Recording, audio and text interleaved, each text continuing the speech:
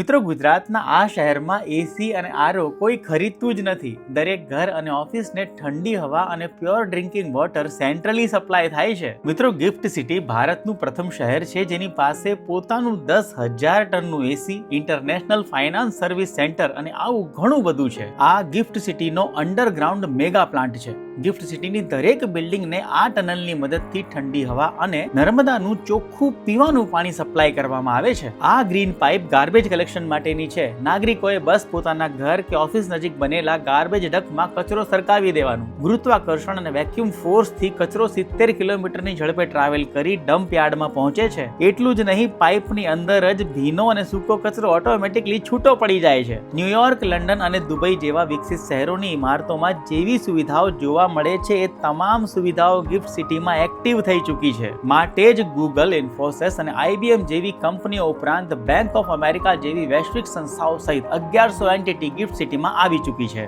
Export અને financial services માટેનું ભારત સરકારનું ઇન્ટરનેશનલ ફાઇનાન્સ સર્વિસ સેન્ટર પણ ગિફ્ટ સિટીમાં બની ગયું છે. હવે દુબઈ, હોંગકોંગ કે સિંગાપુર જવાની જરૂર નથી. ગુજરાતીઓ ગિફ્ટ સિટીમાં બેઠા બેઠા દુનિયાના કોઈ પણ દેશ સાથે ધંધો વિકસાવી શકે છે.